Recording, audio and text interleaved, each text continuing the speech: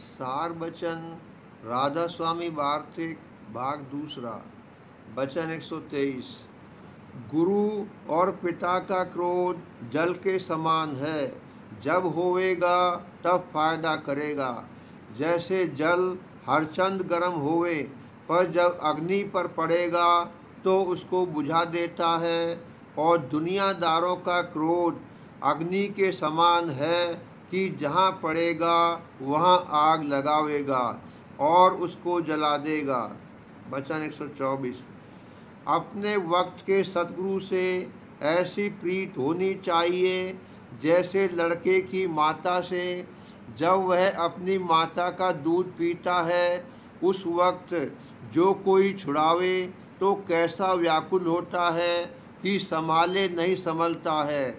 और जो गुरु को छोड़कर चले जावें और उनका ख्याल भी न करें और स्त्री पुत्र को एक रोज भी न छोड़ें और गुरु को महीनों छोड़ दें, तो ऐसी प्रीत का क्या ठिकाना है और उनको नाम कैसे मिले और इस संसार से उनका उद्धार कैसे होवे। इस वास्ते जिसको अपना उद्धार मंजूर है तो उसको चाहिए कि सतगुरु से पूरी प्रीत करे तो सब काम बनेगा। वचन 125।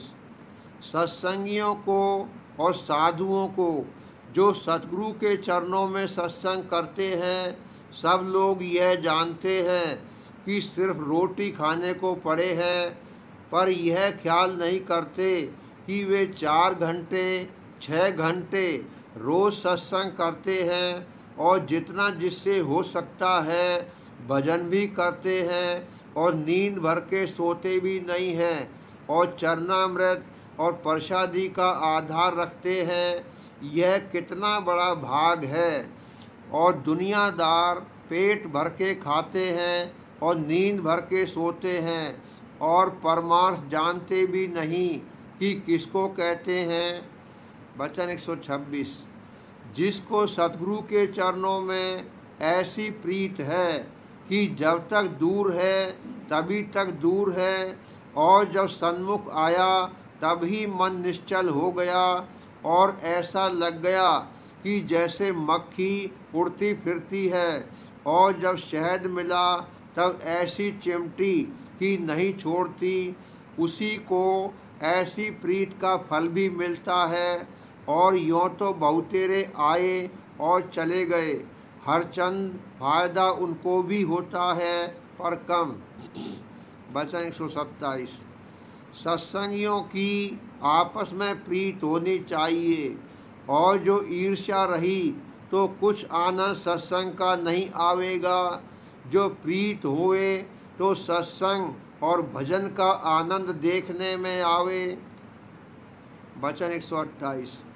संतों का क्रोध दाती है और संसारियों का क्रोध घाती है, पर इस बात को संसारी नहीं जानते हैं, वह संतों को क्रोधी जानते हैं। यह खबर नहीं है कि संतों के क्रोध में भी दात है और मूर्खों की दया में भी घात है। वचन 129। दोस्त और दुश्मन दोनों में मालिक आप बैठा है, फिर दोस्त की दोस्ती पर और दुश्मन की दुश्मनी पर ख्याल नहीं करना चाहिए। दोनों में मालिक प्रेरक है, पर यह दृष्टि सबकी नहीं हो सकती है। जो अपने में मालिक का दर्शन करते हैं उनकी ऐसी दृष्टि है। और जो कि तुम सत्संग करते हो तुमको भी ऐसी आदत करना चाहिए कि जिससे विरोध चित्त में न आने पावे।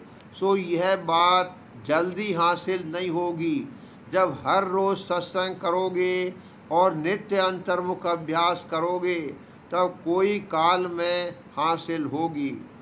वचन 130। सकल पसारा आदि से अंत तक मांस का है, पर इसमें नाम उत्तम है। सो जिन्होंने सतगुरु को मुख्य कर लिया है वह तो बचेंगे, नहीं तो जैसे और जीवों का मांस पकाया जाता है इसी तरह उनका मांस 84 की अग्नि में पकाया जावेगा। वचन 131। विषयों की प्रीत में जो कि बारंबार नरक की ले जाने वाली है, यह मन दौड़ कर जाता है, और नाम और सतगुरु की प्रीत से जो कि सदा सुख देने वाली है भागता है। वचन 132। संत करामात नहीं दिखाते हैं, अपने स्वामी की मौज में बरतते हैं और गुप्त रहते हैं। जो स्वामी को प्रकट करना अपने भक्त का मंजूर होवे तो करामात दिखावें, और जो गुप्त रखना है तो करामात नहीं दिखाते हैं, क्योंकि करामात दिखाए पर संतों को जल्द गुप्त होना पड़ता है, और सच्चों का आकाश और झूठों की भीड़ भाड़ होती है। इस वक्त में करामात दिखाने का हुक्म नहीं है, और जो करामात देखने की चाह रखते हैं वह परमार्थी भी नहीं है। वचन 133। हिंदू और मुसलमान दोनों में जो अंधे हैं, उनके वास्ते तीर्थ, व्रत, मंदिर और मस्जिदों की पूजा है, और जिनको आँख है उनके वास्ते वक्त के सतगुरु की पूजा है। हर एक के वास्ते यह बात नहीं है, सिर्फ सत्संगी को और जिनको आँख है उन्हीं को सतगुरु की कदर होगी। दृष्टांत, एक शख्स है कि वह लुकमान हकीम की तारीफ करता है और वक्त के हकीम की निंदा करता है। इससे मालूम होता है कि उसको बीमारी और दर्द नहीं है। अगर दर्द होता तो वक्त के हकीम की तारीफ करता, क्योंकि लुकमान चाहे बहुत अच्छा हकीम था, पर अब कोई बीमार चाहे कि उसके नाम से रोग होवे तो कभी नहीं दूर हो सकता है, जब तक वक्त के हकीम के पास न जाएगा रोग दूर न होगा। इस तरह से जो दर्दी परमार्थ का है और संसार के सुख को विष रूप देखता है और मोक्ष की चाह रखता है, सो वह जब तक कि वक्त के पूरे सतगुरु के पास नहीं जावेगा उसको चैन नहीं आवेगा, और वही महिमा वक्त के सतगुरु की जानेगा। और जो झूठे हैं वह तीर्थ, व्रत और मूरत पूजा और पिछलों की टेक में भरमेंगे और सतगुरु की महिमा नहीं जानेंगे।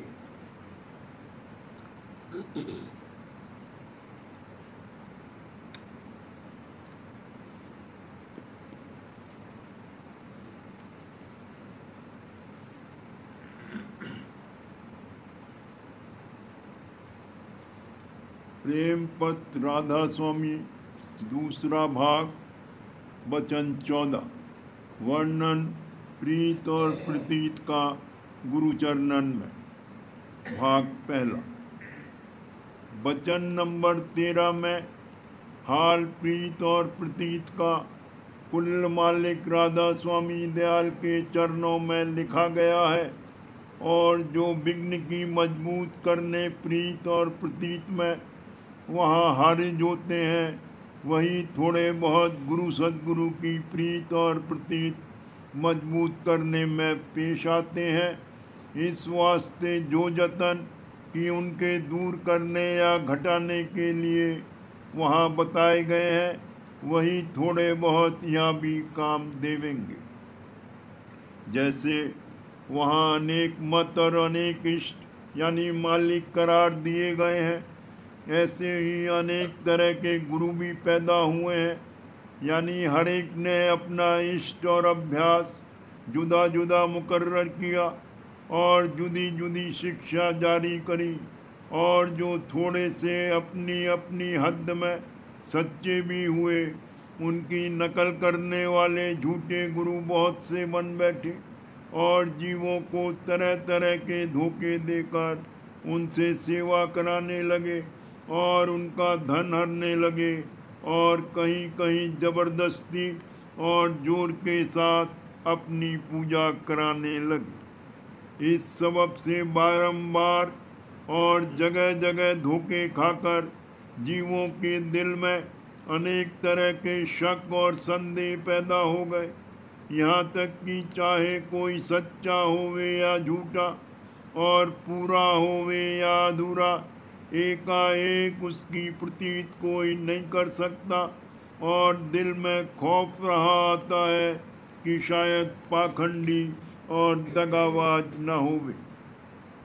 सिवाय इसके अनेक मत और इष्टों के जारी होने से जो कोई सच्चे मत और पूरे और सच्चे इष्ट का भेद बतावे, उसकी लोग प्रतीत नहीं लाते, बल्कि शुरू में ऐसा ख्याल करते हैं कि अपनी नई दुकान चलाने के वास्ते नई बातें अपने मन से पैदा करके जारी करना चाहते हैं, और जाहिरी रस्म और बर्ताव को देखकर और उसकी असलियत को ज्यों का त्यों न समझकर निंदा करने लगते हैं। सबब इन बखेड़ों का, जो कि सच्चे और पूरे गुरु की प्रतीत और प्रीत हृदय में बसाने के पैदा हुए, ये है कि लोग अपने खानदानी मत से नावाकिफ हैं, यानी वेद और शास्त्र और कुरान वगैरह के असली मतलब से बेखबर हैं, और जो राह और रस्म और कायदा और व्यवहार सच्चे परमार्थ का है, उससे भी नावाकिफ है। सिर्फ रस्मी और बाहर मुख परमार्थ निहायत नीचे दर्जे का, जो कि हर एक मत में रोजगारी या विद्यावान लोगों ने जारी किया है, उसी से विधि मिलाया चाहते हैं, और अपनी अनजानता से शक और शुबा पैदा करके बेफायदा निंदा स्तुति करने लगते हैं। सिवाय इसके संसारी लोगों को जब तक कि उन्होंने कहीं सत्संग नहीं किया है और न अपने मन और बुद्धि से परमार्थ की तरफ कुछ ख्याल और तवज्जो और विचार किया है, पूरे और सच्चे गुरु की परखानी बहुत मुश्किल है। वे दूसरों की कहन यानी राय पर चलना चाहते हैं, और वे दूसरे भी थोड़े बहुत उसी किस्म के लोग हैं, चाहे वो परमार्थी लिबास पहनते हैं या परमार्थी काम करते नजर आते हैं, जैसे भेखधारी और पंडित और मौलवी वगैरह। यह लोग आप या तो संसारी हैं या संसारियों का संग देने वाले हैं। इनको पूरे गुरु से आप भेंटा यानी मुलाकात नहीं हुई, और न उनसे मिलकर कुछ भेद मालिक का सुना और समझा।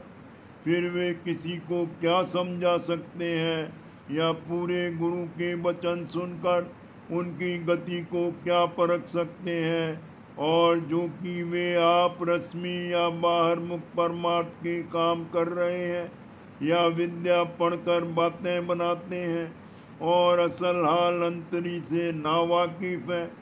इस वास्ते उनकी समझ और कहन सच्चे मत और सच्चे गुरु की निस्बत ऐसी ही होगी जैसी कि संसारियों और विद्या और बुद्धिवानों की होती है, और जगत के जीव इन्हीं की समझ और कहन के मुआफिक कार्रवाई करते हैं, यानी ऐसे लोगों की बातें सुनकर और सच्चे गुरु की परख और पहचान न करके उनकी और उनके मत की निंदा करने लगते हैं और उसमें शामिल होने से डरते हैं। जो कोई सच्चा परमार्थी है और उसके मन में दर्द और खोज सच्चे मालिक से मिलने और उसके रास्ते और भेद को जानने का है, वो जल्द सच्चे गुरु के सन्मुख आकर और वचन सुनकर थोड़ी सी पहचान कर सकता है। पर शर्त ये है कि किसी दूसरे के मत की चाल ढाल में या अपनी विद्या और बुद्धि की समझौती में अटक कर उसकी पक्ष धारण न करे, और निर्मल बुद्धि और समझ से सच्चे खोजियों के माफिक वचन सुनकर अपने में आप उनको परखता जावे। कुल रचना की हालत से जो कि इन आँखों से प्रकट दिखाई देती है मिलाकर उन वचनों की प्रतीत करे। गौर करने की बात है कि जो कोई दुनिया के हाल को कि नाशमान और सब पदार्थ उसके नाशमान और तुच्छ रस और सुख देने वाले हैं, और अपनी देह और इंद्रियों को जड़ समझकर इस तरफ से चित्त को हटाकर ख्याल करे कि जैसे कुल रचना में उत्तम से निकृष्ट तक बहुत से दर्जे हैं, इसी तरह इस लोक और उसकी रचना से बढ़कर भी जरूर और रचना ऊंचे दर्जे में होना चाहिए, और जो कि इस रचना से बेहतर और बड़े दर्जे की रचना होगी वो विशेष सुखदायी और ज़्यादा देर तक ठहरने वाली भी जरूर होगी। इसी तरह ऊंचे से ऊंचे दर्जे की रचना सबसे बढ़कर और हमेशा कायम रहने वाली और महासुख की देने वाली होगी, क्योंकि जिस कदर सुख और आनंद है वो सब रूह यानी सूरत की धार के वसीले से मिलते हैं, और इसी तरह जिस कदर की ज्ञान और इल्म और समझ बूझ और ताकत और कुव्वतें हैं वो भी सब सूरत की धार के सबब से जाहिर होती है, और देह का मसाला जो है वो जड़ है और सूरत की धार के सबब से चैतन्य नजर आता है, और ऊंचे दर्जों में ये मसाला निहायत लतीफ़ दर लतीफ़ होता गया है, और जिस कदर लतीफ़ यानी सूक्ष्म मसाला है उसी कदर उससे जो रूप यानी सूरत या देह बनी है वो भी लतीफ़ और ज़्यादा देर ठहरने वाली है। फिर जिस दर्जे में कि ये मसाला बहुत से बहुत सूक्ष्म और लतीफ़ है या बिल्कुल मौजूद नहीं है, सिर्फ सूरत यानी चैतन्य ही का मंडल यानी भंडार वहाँ है, तो वो भंडार जरूर महारस और महाआनंद और महाज्ञान का महामंडल और खजाना होगा, और वहाँ की रचना भी जरूर अविनाशी होगी, क्योंकि चैतन्य का नाश नहीं है और मसाले का भी असल में नाश नहीं है, सिर्फ सूरत बदल जाती है।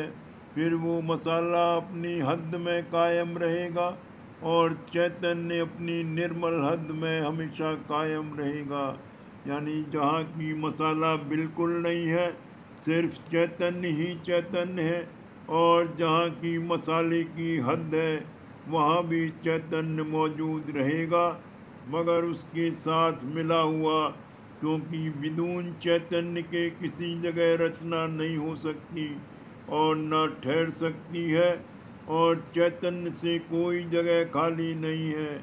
जब ये बात समझ में आ गई तो सिर्फ इस हाल का दरियाफ्त करना भेदी गुरु से अब बाकी रह गया, और ये कि किस तरह ये ऊंचे देश में अपनी सूरत पहुंच सकती है, यानी कौन तरकीब के साथ और किस रास्ते से गुजर कर सकती है। अब समझना चाहिए कि राधा स्वामी अथवा संत मत में सिर्फ यही हाल बयान किया है, यानी संत मत चैतन्य के निज भंडार का जो कि कुल का मालिक है पता देता है, कि उस रास्ते का कि जहाँ होकर सूरत जो कि उस कुल मालिक सूरज रूप की किरण है या सिंध रूप की बूंद है नीचे की तरफ इस पिंड में उतरी है, और जिस तरकीब से कि ये अब फिर उसी रास्ते से उलटकर चढ़ जावे भेद बताता है, और सच्चे खोजी और गौर और विचार करने वाले को यही बात दरियाफ्त करनी बाकी रहती है। फिर जब ऐसा खोजी सच्चे गुरु के सन्मुख आकर ये हाल उनके मुख से सुनेगा तो फौरन उसको इस कदर समझ और पहचान हो जाएगी कि मेरा कार्य इन्हीं के हाथ से बन सकता है। अब फिर गौर करना चाहिए कि जो कोई ऐसा खोजी है वो अपने हाल को देखकर ये भी परख करेगा कि देह रूप मेरा नहीं है, क्योंकि जब नींद आ जाती है तब देह और दुनिया की खबर नहीं रहती और मन और इंद्रियां बाहर मुख कार्रवाई नहीं कर सकती हैं, और देह और दुनिया के दुख सुख की भी खबर नहीं पड़ती है, और न किसी में मन का बंधन उस वक्त रहता है तो इससे साफ जाहिर हुआ कि असली मुक्ति, जो कि देह के बंधनों और दुख सुख और जन्म मरण से छूटने का नाम है, इसी रास्ते यानी आँखों के अंदर होकर ऊंचे की तरफ चढ़ने और चलने से, यानी पुतली को उल्टाने और अंतर में ऊपर की तरफ चलाने से हासिल होगी। और साफ आँख से दिखलाई देता है कि जब आदमी को गश आता है या किसी किस्म की बीमारी में बेहोशी होती है, या जब मौत का वक्त करीब आता है, तो उस वक्त आँख की पुतली का अंदर और ऊपर की तरफ किसी कदर खिंचना शुरू होता है, तो मरने के वक्त शरीर छोड़कर जाने का रास्ता इसी तरफ से हुआ।